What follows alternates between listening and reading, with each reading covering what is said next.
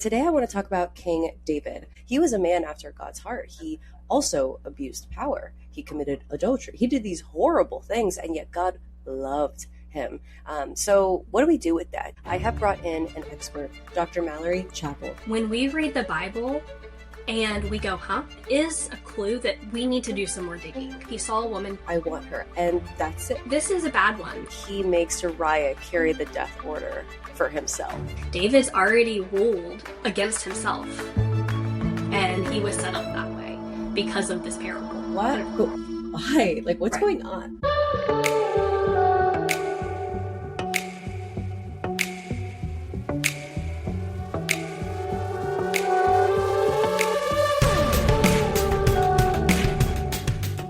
Hello. Welcome to Biblically Speaking. My name is Cassie Bellino, and I'm your host. In this podcast, we talk about the Bible in simple terms with experts, PhDs, and scholarly theologians to make understanding God easier. These conversations have transformed my relationship with Christ and understanding of religion. Now, I'm sharing these recorded conversations with you. On this podcast, we talk about the facts, the history, and the translations to make the Bible make sense, so we can get to know God, our Creator, better.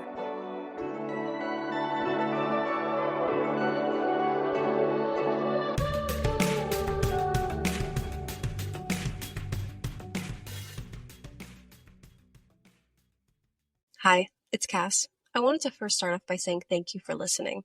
I created this because I could not find it anywhere else on the internet, and it takes a very small team and a large upfront investment to make it all possible. I really hope that you find it valuable. I would never expect anything from my listeners, and I'm always going to do my best to first outsource support from brands. However, if you do find value in this episode, I invite you to contribute an amount equal to the value that you have received, either through a one-time or a monthly donation linked in the show notes below. I understand that not everyone, though, can donate monetarily. So I ask that if you love Biblically Speaking and you cannot donate, please show your support by subscribing to this channel wherever you're listening so that it tells the hosting platform to show Biblically Speaking to more curious and confused Christians. In exchange for this support, I personally promise to you to always create the highest quality production possible. Thank you so much for listening. Now let's get to the show.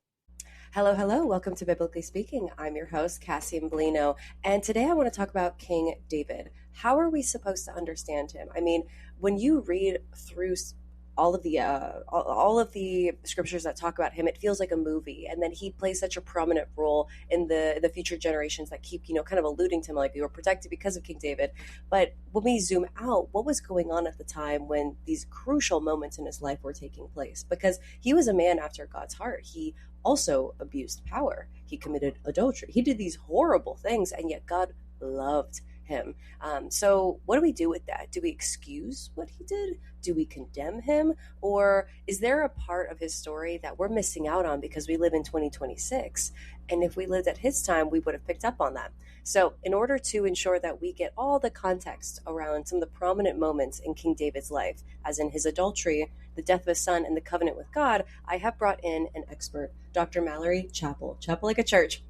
You have a PhD in Bible Exposition from Liberty University. You also have a Master of Divinity with a focus in biblical languages from Liberty.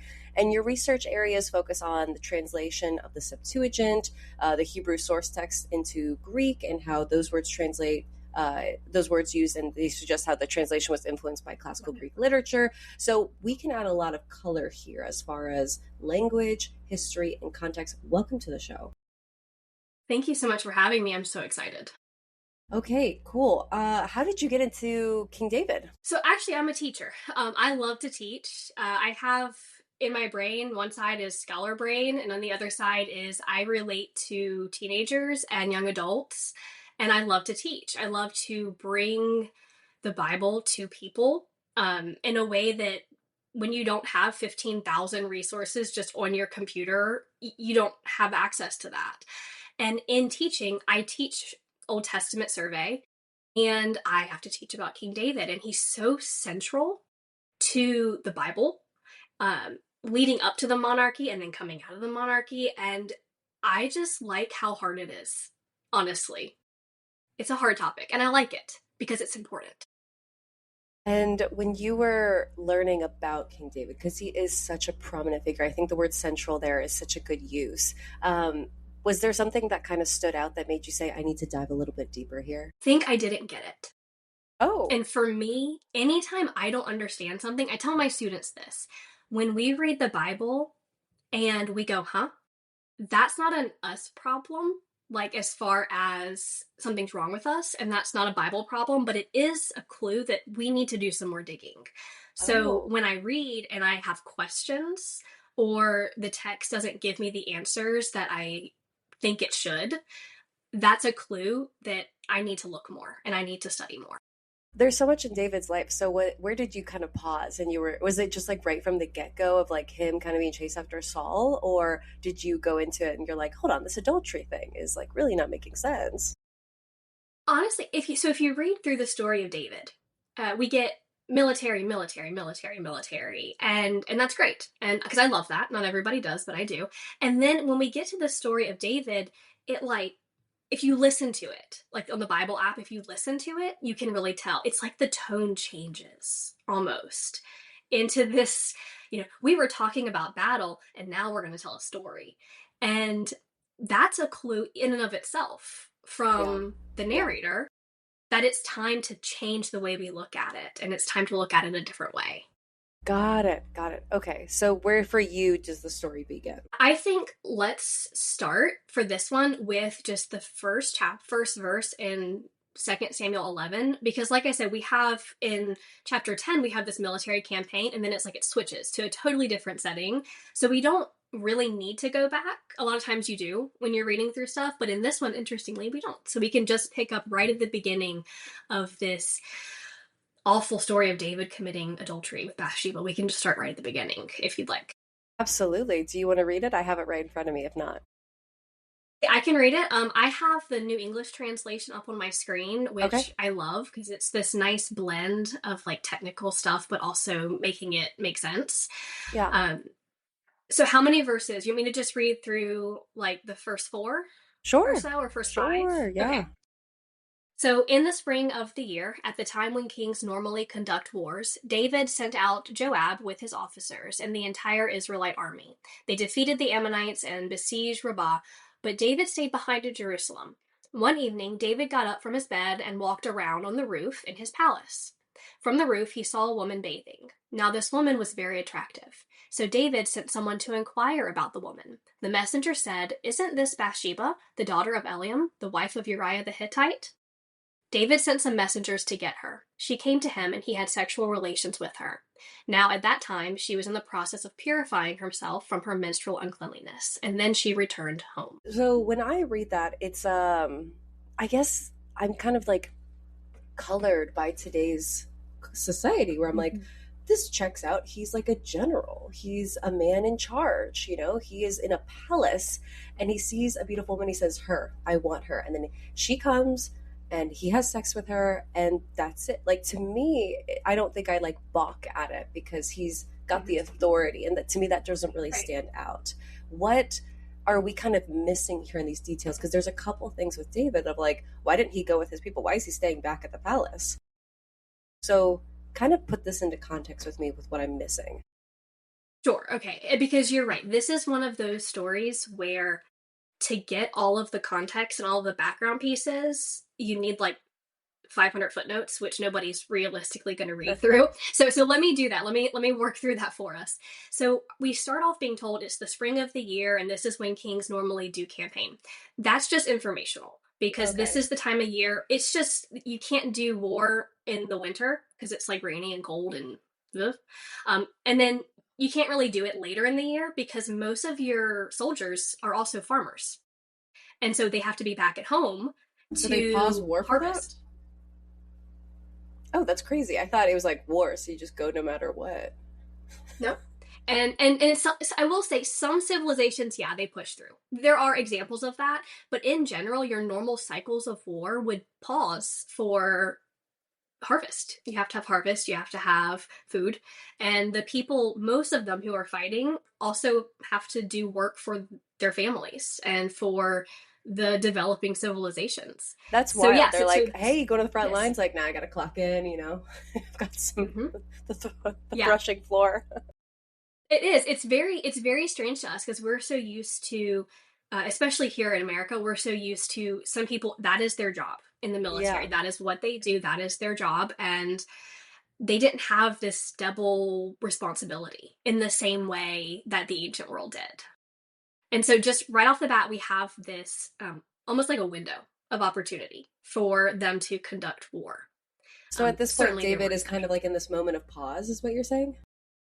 Yeah, kind of. So there's like a pause where they can effectively do war without, like, they're waiting for their crops to grow.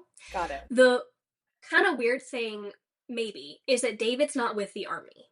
So up until this point, I actually went back today and read through some of the preceding chapters, and he's with the army. It doesn't say specifically where all the time, but he's with them. And Okay. now he's not. So we have to kind of ask why. Why do we have a change? Is there a reason? Is it a bad reason? Is it a good reason? This is one of those areas where what I do with Bible exposition, I like it and I don't like it at the same time, because the text doesn't tell us, truthfully. In what I read, the text doesn't say why he was in Jerusalem. So we have a couple of reasons why. It could be because there's been a lot of assumption that he was maybe not taking war seriously, or he wasn't there and he was abandoning his men. But it doesn't say that. There's also hints later in the text that his men had asked him to kind of pull back. You know, he's the king. There's only one of him. If he gets killed, that's a huge problem. Mm-hmm. So there's some of that going on too. But I think it's best in this instance to kind of read it as this is just information to us as the reader. This is the time when war is going on, so we can expect a battle. David's not there. He's in Jerusalem at home. We have the setting. The narrator is setting kind of the stage for us so that we can dive into the story.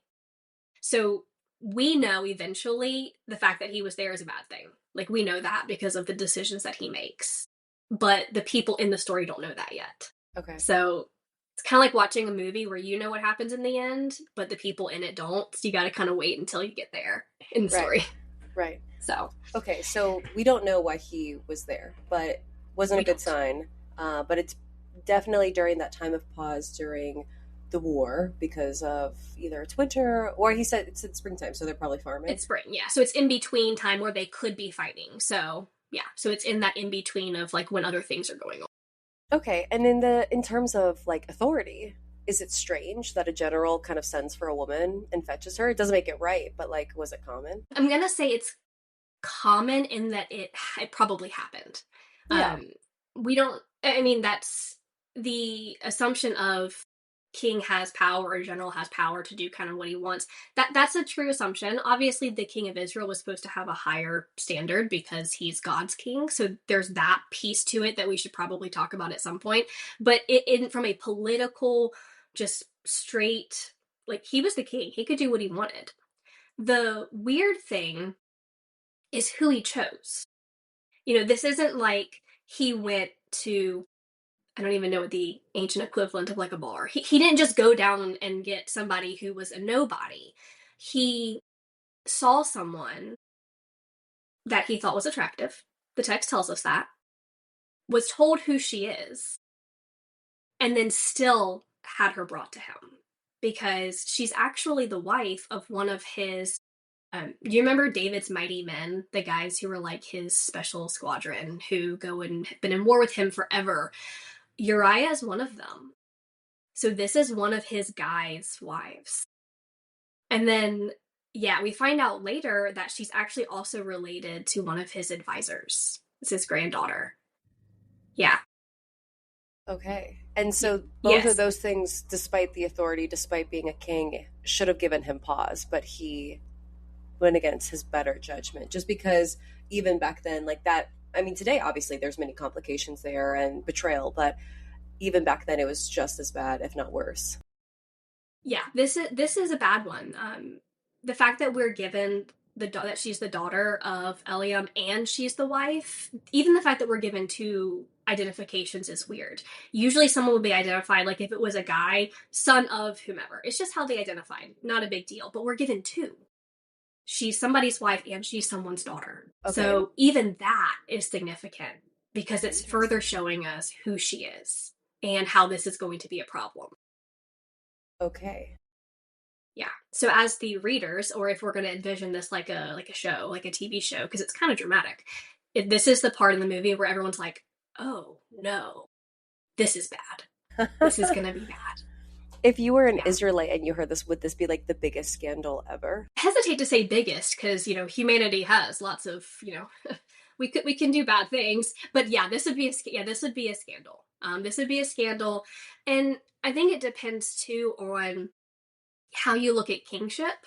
I mentioned earlier that, David is a king, but he's also put there by Yahweh. And so there are things kings aren't supposed to do. And their standards that they have to uphold. And so even though he was a king and had all of the power, just like all the other nations, there is this idea of a higher standard because he's God's king. God put him there. And so there is a higher standard. And David is certainly not exempt from the Old Testament law, which outlaws adultery very clearly. It's in the Ten Commandments. And so this would have been a big no-no, like a big one. Okay. So, do we need to talk about like her being like unclean because of her menstruation, or is that just like a side note that they threw in there? I think that's just a side note personally, because we can kind of touch on it a little bit, but so the way that after menstruation women had to be ceremonially clean, it was just part of the Old Testament law. But as far as the fact that he saw her bathing, that's just how baths worked then. Like they were outside. They didn't have running water inside. So she wasn't doing anything wrong. I will say there has been some talk in certain like preaching circles about how maybe she was enticing him or she was outside hoping he would look because she was bathing where she was. And there's just nothing in the text that even remotely supports that. She was doing her thing. She was bathing the way she was supposed to, upholding the Old Testament law, which is interesting because David's about to break it. So we have that weird juxtaposition. And she gets called to be privy to him breaking the law when she was just minding her own business. Is this something that like she was supposed to? Could have gotten her killed for cheating on her husband? Yeah. So adultery, the penalty for adultery was death.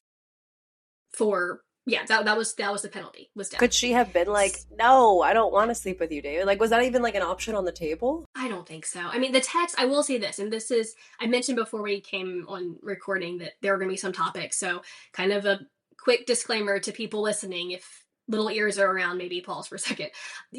The text doesn't say she was raped. It doesn't say that. There is a word for that, and it does not say that. So we can't just say that's exactly what happened. We do, though, have to ask the question you just did. Could she have really said no? And the answer is not really. He's the king. He's a man. And in that society, men had power and women didn't.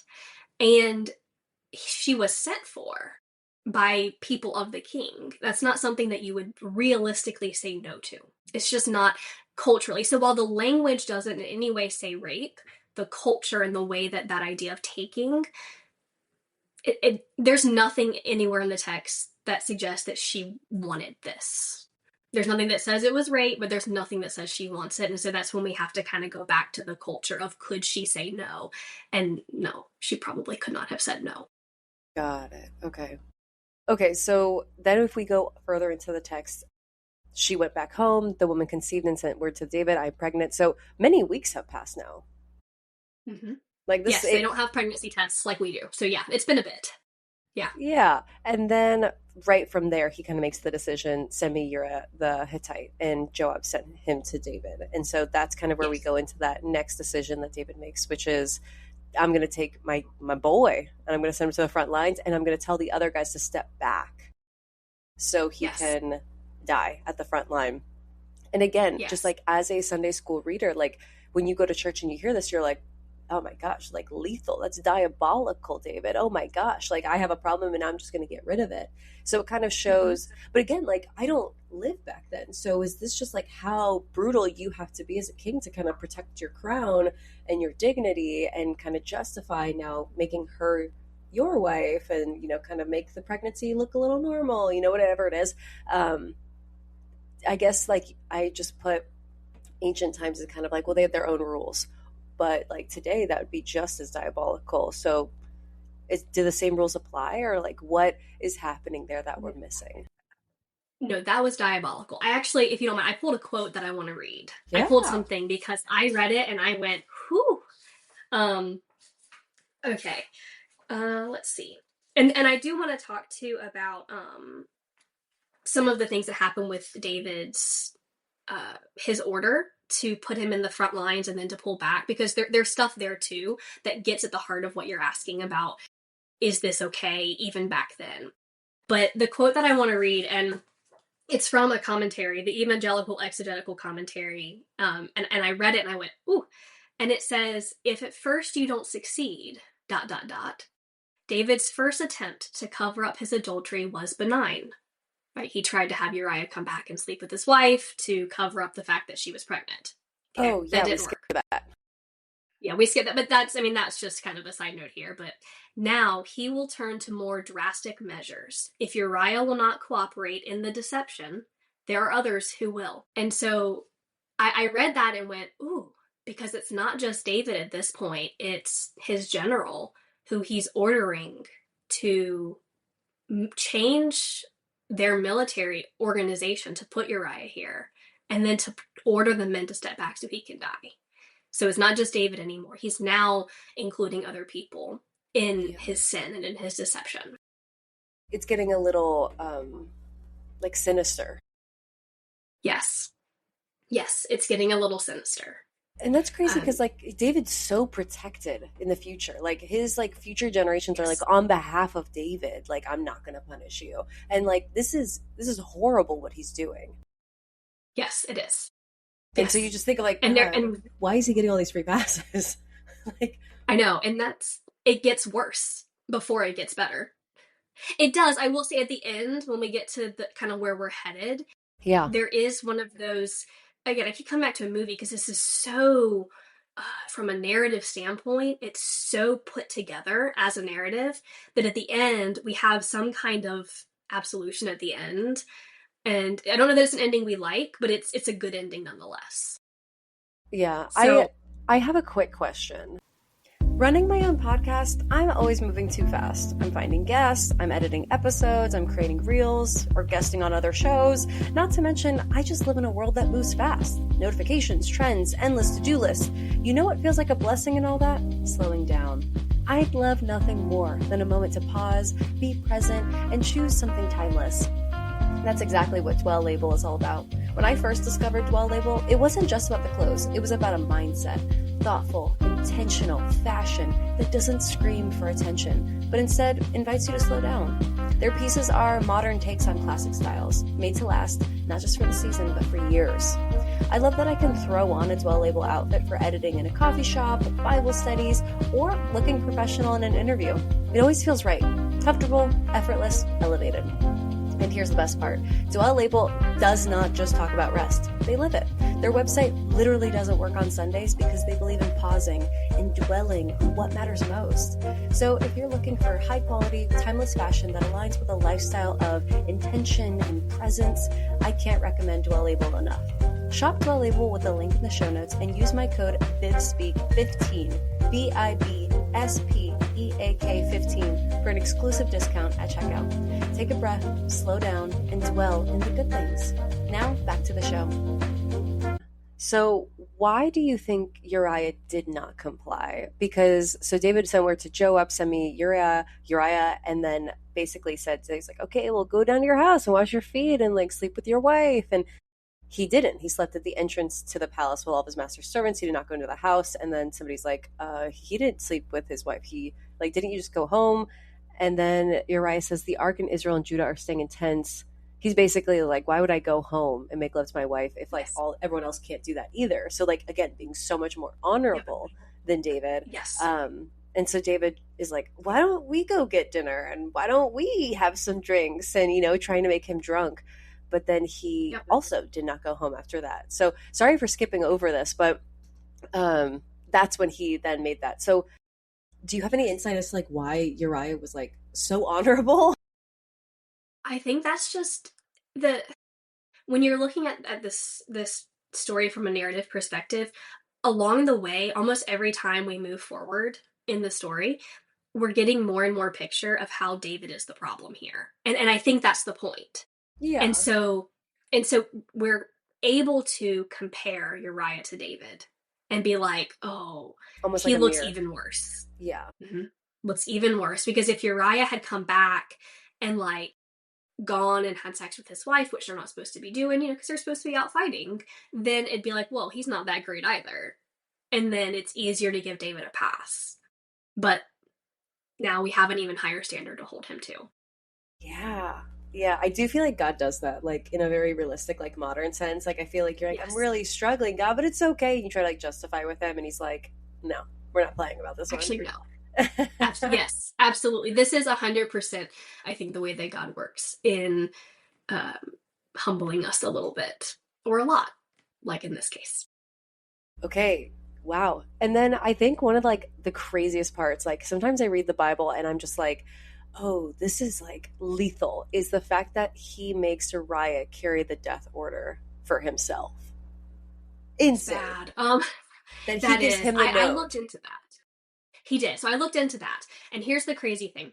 There are no other instances of this in Scripture. This is the only instance where someone has to carry their own death warrant like this. Oh my gosh.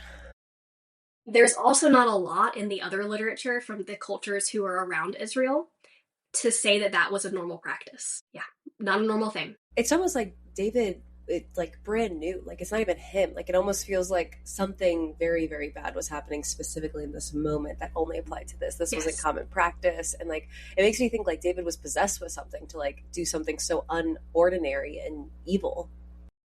I think that's a good way to put it. I think what we see here is the depths that we will go to hide our sin when we don't want it found out. Yeah. And we turn into people who aren't us. And we do things that normally we wouldn't think we would ever do. Yeah. But it just highlights, I think, the grace of God in this. Yes. Because again, we know where this is going. David doesn't know at this point. He's still in the depths of that pit of, I'm going to win this, kind of. I'm going to get away with this. I'm going to, whatever it is that he was thinking. But we have this weird perspective because we know the end of the story, not just his, but we also know the end of with Christ coming and there's grace. And so we get to look at it and at one time hold, wow, he's being awful in one hand. And at the other time going, how is God going to give him grace for that? Because we know he's going to. So it makes it hard for a reader in the modern world, I think, to approach this text. I really do. I mean, at this point, he's king. Why didn't he just like take Uriah out back and like, take him out? Like at this point, like why is he going through all the theatrics of like putting him at the front lines and involving all these people and like doing a death note thing? Like he could have just like, you're out and I need you off the earth. And interesting. No, that's a great question. That's a great question, really, because he could have. You're right. He's the king. He had the power to do that. I read through some of the sources on this, and not that this worked, but it's possible that maybe he had this idea of, well, I'm not actually killing him. So if Uriah is killed in battle, technically David didn't do it. So technically he didn't murder him. Oh. But he definitely did. Yeah. Like he definitely did, and God definitely holds him accountable for that. But maybe there's this bit of like, I'm not going to get my hands dirty, so I'm going to have my general do it. Yeah. And then I'm going to have the guys around him step back and not protect him, and then I'm going to have the people I'm trying to fight actually kill him. So David's almost removed multiple steps in this particular scenario. Right. He's like, I didn't shoot him, but I did put him right in the line of fire. So. Right. So, I mean, when this is happening, do people know about this in real time? Like, we're reading about it as it's happening and we're watching that movie, but like, is there like how much lore is this at that time? I want to take a minute and say thank you to the recording service that has made this podcast possible, Riverside. When I started my podcast, I had literally no idea what I was doing, and I just wanted a single way to record, edit, and share content without wasting time on different platforms. Then, a friend suggested Riverside to me, and I'll tell you what, it was literally an answer to prayer. With just one login, I can record my interviews with scholars, clip interview moments into Reels for Instagram and TikTok, and post directly onto my RSS feed and Spotify, all without the extra downloads, platforms, all of it. So for the curious and confused people like me, the best part is that the crew at Riverside actually listens to their users when they need help. I wanted an editing preset to save time on creating reel templates, and they listened. They literally implemented a new feature. And since using Riverside, my social clips have reached over 1 million people each month. And I haven't even unlocked all the features yet. Live streaming is going to be next. So if you're considering starting a podcast, or you just need to edit at a pro level for content or interviews, I cannot recommend Riverside enough. If this is helpful for you, I ask that you click the affiliate link I provided in the show notes description. It costs nothing extra to you, and it gives a small kickback to me, which helps the channel stay alive. Thank you so much. Now back to the show. Probably not. Realistically, that letter would have been sealed, so the only person who would have known would have been the general. And the general doesn't even follow what David says to do. He doesn't even obey him, actually. He does something totally different. I missed that. What did he do? So instead of putting him in the front and then calling the guys back so that he definitely dies, what he does put him in front. So he listens there, but he puts him with a group of people, and they don't come back. They don't pull away from him. What they do is, and this is where one of those context things helps. So they're besieging this city, okay? And in ancient I'm sorry, warfare, which verse are we at? Are we at 16? Let's see. Yes, verse 16. Okay. So, and it's in verse 17 where it says, and fought with Joab, some of David's soldiers fell in. So it just sounds like he's up front. But when we go further down into the report that is given or being told to give to David, we get this weird question in verse 20. If the king becomes angry and asks you, why did you go so close to the city to fight? Didn't you realize they would shoot from the wall? So we get more battle details here. Okay. We get more battle details. So without going back through, because anytime we get battle details in a text, it's kind of confusing to like kind of read through because we got to piece it together. So play by play, here's how it went. So Joab is told, put him in the front lines, have the guys pull back so he can die. That's not what he does. He puts Uriah in the front, but he's with this force that, and it doesn't say this in the scriptures, but what we know of siege warfare, we know that this is where he would have been. It's this group who would have fought up close to the walls against some of the defenders who would have come out from the siege, because they're trying to keep the army from coming through the gates. You know, they're trying to like break in through the gates. And so it's this clash between the defenders and David's army, you know, without David, but David's army. And then they push, so they being Uriah and the Israelites, push them back towards the wall, which is why they're in range of the archers. And so, you know, Joab didn't even do what David said to do. He didn't have the guys pull back. They just, in the course of battle, did the thing that they would have done. This is how battle was fought. Got it. It wouldn't really make sense to like push everyone up against a wall and then like 90% of people back up. Like you're in it at that point. Exactly. Yes. So this doesn't even play out how David wants it to, and yet the end is still achieved. So it's very interesting that Joab doesn't do what he said to do, really. And in so doing, interestingly, doesn't implicate the men who are armed. Oh, you're right. Mm-hmm. He stops that cycle, because if David is going to tell Joab to do something wrong, and then Joab tells the men to do something wrong, and then they listen, we have all of these layers of people who are, in a way, part of this. Yeah. But it stops. It stops with the change in formation. It stops. It's like a God wink of like this, I'm going to like circumstantially remove the possibility that these people can be implicated. Yeah. No, it doesn't. Now the text doesn't say, but that is it is an observation that we can make, that David's attempt was kind of thwarted in this way, and in so doing doesn't include all these other people. Because just imagine you're with your men fighting and you're all of a sudden told, all right, pull back and let him die. They're not going to do that. They're not going to do that. When we're looking at verse 20, so 18 and 19 and 20 kind of reads like Joab is instructing the messenger on how to talk to David, knowing that, like, hey, just so you know, when you tell David that some of our guys were killed, he might get angry. But Joab knows full well that, like, this is what David wants to hear. He wants to hear that people died. So it's almost like Joab is kind of like playing into it of like, hey, and when you finish giving the king this account, he might get angry and he might ask you, why did you guys get so close to the city to fight? Don't you know they'd shoot arrows? Who killed Abimelech? Abimelech, son of Jerubbaal. Sorry. Yeah. So is that just kind of Joab playing into this, or is there, like, that's how I'm reading it? It's definitely possible. See, and this is one of the really, really cool things about reading the text with that kind of exposition, which is just pulling the text apart. That's really all that means. Big fancy word for pulling the text apart, looking at words, background, that kind of thing.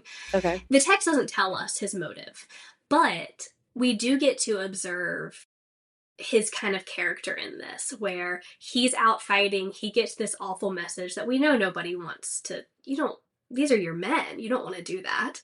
And then doesn't actually listen to David, and then sends this kind of weird cryptic message that we as the audience know is crazy because David did want this. So it does make us question what his motive was, and it does kind of paint him in a better light than David in this. How does it paint him in a better light? I feel like it makes it seem like he's a little like skeevy and a liar. I think, well, possibly. I think what it does is it shows that Joab maintained some level of integrity in the way that he fought war. Because he didn't require his men to pull back to let this guy die. And so there's this level of integrity of, you gave me this order that I don't like, probably. I mean, it doesn't say he didn't like it, but, he got this order that we can probably assume he wouldn't have loved. He didn't follow it. But he still obeyed the king a little bit, but he did it in a way that wasn't as bad as what David was asking. And so then he's sending a message back saying, this is what happened, knowing that it's not how David told him to do it. Got it. So he's sending it back saying, I didn't do what you told me to do, but your outcome still came out of this. So I also wonder if maybe that's why he's afraid that David's going to be mad, because he wasn't obeyed. I don't know. It doesn't say. Okay. Should we move on to the covenant in chapter 12? Sure. Okay, yes, so the covenant, this is like classic. I feel like when I read the Bible, it's like, and then out of nowhere, a prophet comes out from the Lord and rebukes somebody and like tells them something. Like, so many stories in the Old Testament are so great, because it's like, and then a prophet was like, hey, if you don't pay that man, he's screwed. And the king's like, yep. And he's like, you're that man. Like they come out with this like riddle lore, and it's like a message from the Lord. And so Nathan comes out because the Lord sent him. Like, do you think it makes the most sense to start just from verse 1? Yeah, I think so. Okay, so the Lord sent Nathan to David, and then he gives him this riddle. There are two men in a certain town, one rich and the other poor. The rich man had a very large number of sheep and cattle, but the poor man had nothing except for one ewe lamb that he bought. He raised it, he grew up with him and his children, he shared his food, he drank from his cup, he slept in his arms. It was like a daughter to him. Now a traveler came to the rich man, but the rich man refrained from taking one of his own sheep or cattle to prepare a meal for the traveler who had come to him. Instead, he took the ewe lamb that belonged to the poor man and prepared it for the one that had come to him. He says all that, and David burns with anger against the man and says to Nathan, as surely as the Lord lives, the man who did this must die, and he must pay for that lamb 4 times over, because he did such a thing and had no pity. And he's like, that's you. Yes. And it's just funny that like they clock them so well. Like when my goodness, the prophet's just like, yeah, exactly. Like you feel that. That's how the Lord feels. And you're like, no, he saw it. I'm laughing, but that is kind of like, but that's how I take it. If like God is so smart, he sends this prophet, David gets called out. What am I missing here before we kind of get into it? The covenant. I think the big thing is Nathan. So the office of prophet, they could do this. we talked earlier about how David was king and he can kind of do what he wants. Not supposed to, because he's God's, king, so he's not supposed to do whatever he wants, but realistically he could have. And so then you get this prophet who is he's just a prophet, and he comes in and he calls David out. And that's what they did. In the modern world, we have this idea of prophet. Anytime we hear prophet, we think foretelling or future telling. And they did that. But they did other things too. They spoke for God. This right here isn't fortune telling or future telling or anything like that. This is just, hey, here's a parable. And what do you think? How are you reacting? And David reacts correctly. That's right. And Nathan gets to, really without fear of, dying, be like, you are that man. You did this. And gets to call David on it when nobody else could. Was that common that like prophets would tell king? Oh, really? They would just get like cut down right there, be like, you didn't tell me what you wanted. Yeah, happens a lot when you see prophets, and it's not always quite so blunt. And I think a lot of that has to do with because we're in the middle of this like 2-chapter kind of story where it's flowing in a way that sometimes the Old Testament doesn't flow. Sometimes it's kind of broken up, and so it's not as obvious. But we definitely get it here in this particular instance. Got it. Why wasn't Nathan afraid of dying then? Because this is pretty brutal. It is pretty brutal. I guess, truthfully, I mean, David's king, he could have ordered it, but there's some level of protection that's supposed to... There's some lines you're not supposed to cross, which is killing the Lord's prophet. Like, you're not supposed to do that. So there was definitely protection there in that. I mean, feasibly, sure, he could have had him killed. Yeah, I mean, we can't ignore that. But there is a confidence and a protection there because you don't kill God's prophet. Is there like a societal rule that they're following by starting with a story before he kind of tells him like it? No, this is just a technique. Everything that I researched into this is not required. This is just, I think, a really great way to make someone who doesn't have to see their own shortcomings because of their social position see their shortcomings. Yeah. Because he now can't go back and be like, oh, well, that doesn't apply to me. He's already said that this is, as surely as the Lord lives, the man who did this deserves to die. David's already ruled against himself. And he was set up that way because of this parable. I do feel like that happens quite often with prophets in the Old Testament. Okay, so Nathan keeps going. Yes. And he's like, well, you're that man. This is what the Lord, the God of Israel says. I anointed you king over Israel. I delivered you from the hand of Saul. I gave you master's house to you and your master's wives into your arms. I gave you all of Israel and Judah. And if all this had been too little, I would have given you more.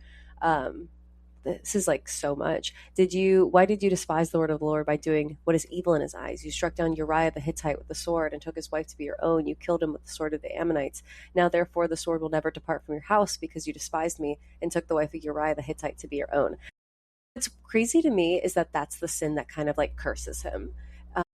Because like, I can't imagine that this is the worst thing King David did. And I don't know if that's bad to say, like he's murdered people, like that's like pretty well documented how much he like slain down like towns. Like he was so victorious.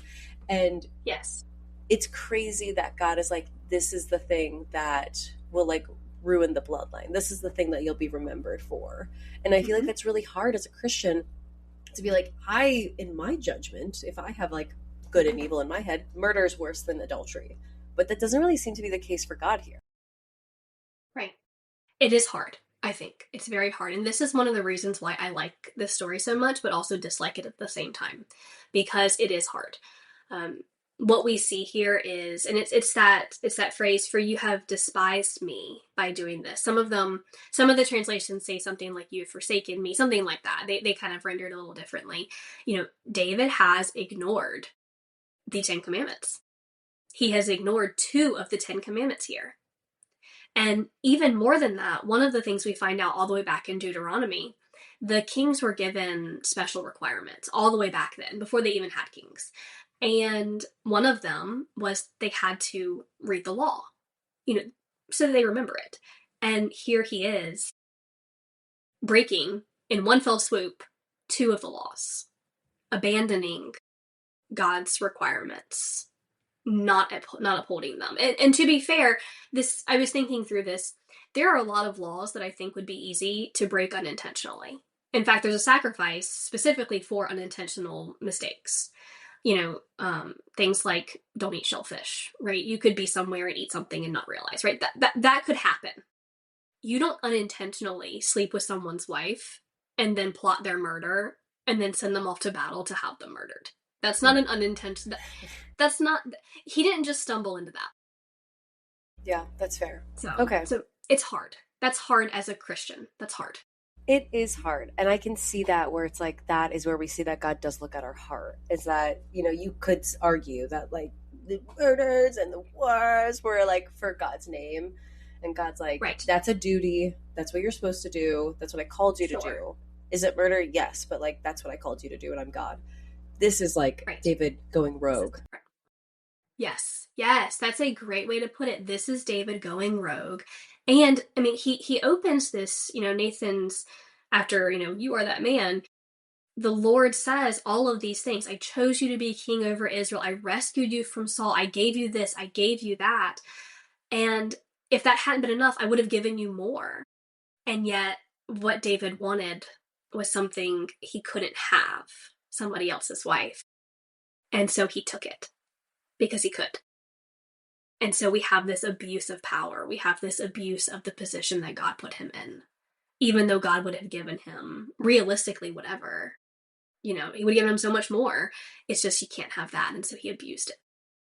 Yeah, I feel like this is why David is so like beloved, because it goes on and he's like, out of your own household, I'm going to bring calamity on you. Before your very eyes, I will take your wives. I'll give them to one who is close to you. Like, do what you did to him, I'm going to do to you. He will sleep with your wives in broad daylight. You did it in secret, but I'll do this thing in broad daylight. And then David confesses. I don't know why I'm getting emotional right now, but it's hitting me. Because it's hard. Because this is hard. It's a lot. It's so much and it's so hard because it feels like this is the breaking point of David being like, I have sinned against the Lord. It's so quiet. And then Nathan replies, the Lord has taken away your sin. So immediately forgiven. You are not going to die. Yes. But because by doing this, you have shown utter contempt for the Lord, your son born to you will die. So is that the covenant then right there? So the weird thing with this, so if we back up, David gets this covenant with God where his line will be perpetuated forever. Okay. And we know ultimately that fulfills in Christ. We know that. He doesn't know that yet, but we know that. But it is interesting that the area where his punishment comes is in the covenant promise. It's in his offspring, because it's not just this child who's going to die. It's other children of his who will eventually die, not by the Lord's hand, like in this case, but by each other's hands later. And so it is interesting that one of the covenant promises, which is your line will perpetuate, eventually Christ comes through that line, that's the area where David suffers. Okay, so what you're saying is that the covenant made with David is that your line will perpetuate forever, and so David's like, cool, my lineage is strong, my kids will have kids, those kids will have kids, and now he just found out that his kid's going to die. So he probably has a bit of confusion of like, but you said that my line would be perpetuated forever, but you're telling me right now that his firstborn son is going to die? This isn't his firstborn. It would be his firstborn with Bathsheba, but it's not his firstborn child. So he does have other children, but it is one of those things, I think, but you're just saying it's like the same area. Like it's the same area. See, he's getting clocked here, basically. That's the current term. He's getting clocked with this because he's getting hit in the area where he was supposed to have surety and security. And where he does have it, God didn't take that away. He didn't. He still had a son who ruled. Solomon rules after him. Jesus does come out of his line. So God didn't take away the security, but he did take away something that was in that same realm. He didn't show that like this entire section is bulletproof. He's like, I can take and give as much as I want. Because God is sovereign. Oh. Mm-hmm. Yeah. Okay, so then what does Nathan do? Because basically Nathan's like, okay, so that area that you thought was secure is not so secure because you're going to have a son and the son's going to die. And after Nathan had gone home, the Lord struck the child that Uriah's wife had born to David. He became ill. He fasted. We know that on the seventh day the child dies. Yes.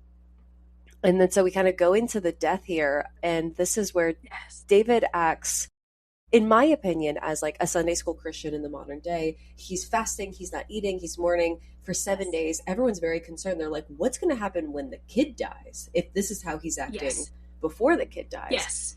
And then the kid dies, and like David locks in, and he like washes up, he eats, he mourns, he moves on. And he's like, well, what am I going to do? It's not going to bring him back. What? 100%. It feels weird. Like, I can understand it, but why? Like, what's going on? Yeah. So one of the things when we look at David's reaction, so after he's told your son is going to die, David goes into this period of almost mourning. We don't know for sure if it's exactly the mourning period, like technically, because they had a certain amount of time they were supposed to mourn, or if this is him just, if it's definitely that, it could be fasting and laying on the ground and like pleading with God, please change your mind, please change your mind. That could be going on.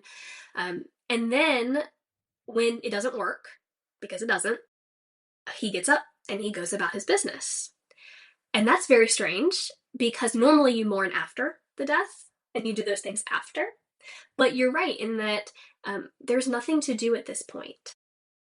God's judgment was named. David asked for it to be taken away, in a way, right? He didn't like verbally ask, but he's fasting and he's praying. And so we can kind of assume that there's some level of like, please don't do that.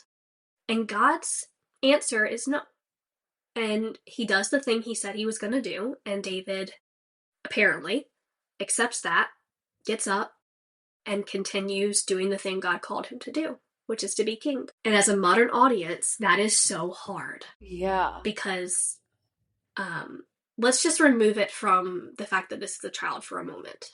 Let's just kind of put that aside for just a moment if we can, and say, okay, let's say you pray for something, and God says no. How many of us in that moment just go, okay, and go back to our lives? We don't do that. We don't.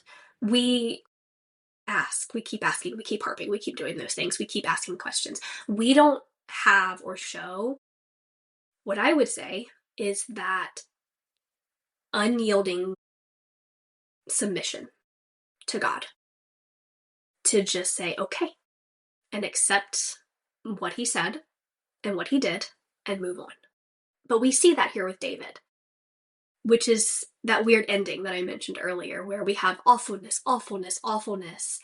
and then we see David embrace one of, I think, the hardest things that a human can experience, the loss of a child. And he goes, okay, God, you're God. And he goes back to the thing God told him to do.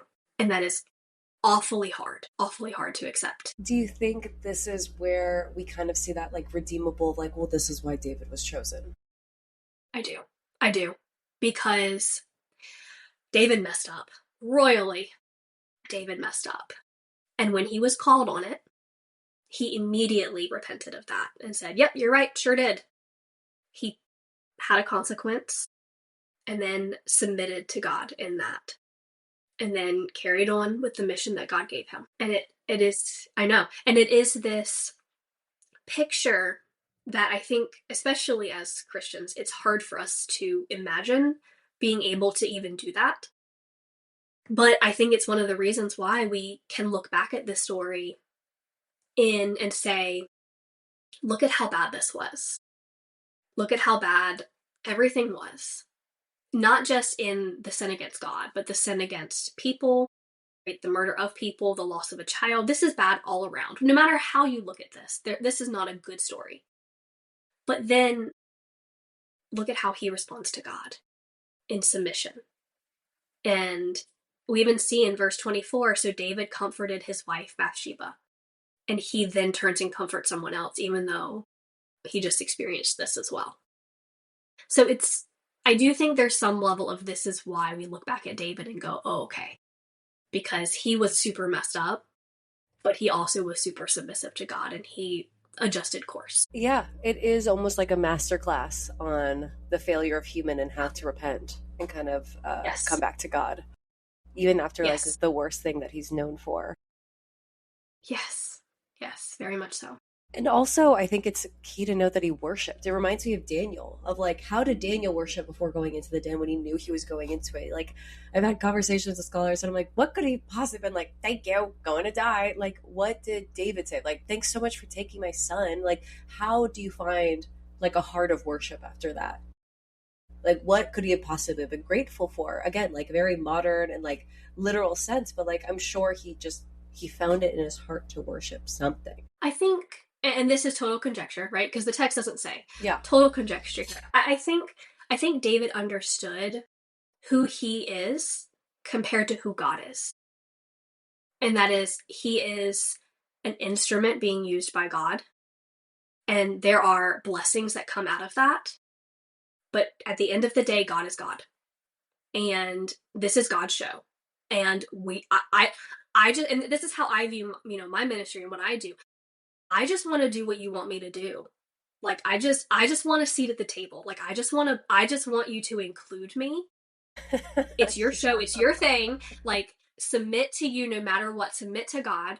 And I think that's what we see here. I think we see that heart of he understands, and we don't like this in the modern world. We really don't. What I'm about to say, we don't like it. We don't like it. We don't like it. Like, he knew his place. And we don't like that in the modern world, because we live in a world where you can do whatever you want. You can be anything you want. But when it comes to God, you can't. Yeah, or I've earned a certain level that shouldn't subject me to this. Correct. I love what you just said, because like, I think somebody asked me the other day, they're like, what are you going to do with the podcast? I'm like, I will keep doing this until God tells me not to, because this was God's idea. And, I would never equate my life to King David's life, but you kind of just now did, of like, but that's the test that God gave David. This is the test that God gave me, and he can take it away and he can bless it. Yes. And I'm just happy to be here. Yes. And I think we see that with David. Totally. Yeah. Yeah, it makes me think that like, if and when, hopefully not, I go through something as bad as what David did, I still react the way he did. And just be like, okay, God, I'm human. That's my hope. Yeah. Yeah. My hope is that I would react the way that he did. That's my hope. I think you like completely turned David on its head for me, because before it was like, wow, David did the worst. He had an affair. He murdered, and yet he's still God's favorite son. And I think that you've changed the story for me into like, oh, I can look and model this as a Christian. Like, isn't that what the Bible's meant to do? Not just like... It is, yeah. Like, we did the thing. We did that exposition. Wow. We did the thing. Yeah. Where do you go with David? Because David's like continually talked about after this. What, like, is there something that happens after this that you love about David's life that we didn't capture today? I'm not going to say about David's life, but I do have another quote. Okay. I love me some quotes. Okay. And I read this, and I'll be honest, I sat here at my computer and I looked at my screen for quite a few minutes, because it's one of those times where I hear something and I can never unhear it. Okay. I know. I literally wrote it down. So remember the thing where he said, you're going to be your house is going to be with the sword and all of that, right? Okay. Right. Here's a quote. Same commentary as before. The ultimate son of David, on the eve of his own unjust execution, refused the use of the sword to defend himself, saying, all who take the sword will perish by the sword. That's in Matthew. And thus diffuse in himself the curse placed upon the house of David. You got to connect those dots for me, girl. I'm going to connect those dots. Okay. So David's house is cursed with the sword, right? Because of his decisions. Yes. And in Jesus' death, he tells the disciples, put the swords away. We're not doing that. And he, the descendant of David, ends up squashing that curse and ending it in the times leading up to his death and his crucifixion. Wow. It's almost like... Sorry, go ahead. No, I'm just in awe of, we always hear Jesus fulfilled all of the things. Yeah, he did. But when I can see something where there was a curse placed on the house and Jesus overcame that at the time he was getting ready to die for us, I'm like, man, look at our Savior go. Look at that. Because I keep finding things where God is doing things. And I'm like, I didn't even realize. When a sword is the most justified, is if not when Jesus could have used it. Right. Yes. And also, again, like, what a God and what a Bible and like what a faith that we get to be a part of. Oh my gosh, I'm getting emotional again. Is that God lets this thing happen with David that's horrible. And maybe that's just like the worship angle of like, and now Jesus gets to overcome that we get to see that this he can conquer. Even that thing that we thought was, justified, and like what David did was horrible, and he is cursed, and like how could you ever like outrun that? Jesus outrun it. This had to happen to show that Jesus could outrun it and that he could squash it. They could overcome. I love that. And like a God thought of that, he implemented it, and like we get to witness it, and then we get to serve it and worship it. Yes. And this goes back to what would David have to worship about? Because I think that's a fair question. Like, your child has just died, and it's because of the action that you did. Like, how do you worship in the midst of that? It's by focusing on who you're worshiping and not the situation you're worshiping in. Yeah. Wow. Yeah. Yeah. It's keeping eyes on the Creator and not on your situation, because situations change a lot of times because we're dumb and make bad choices. But keep eyes on the Creator, keep eyes on God, and you can worship him because he doesn't change. The fact that he carried out the judgment doesn't make him a bad God.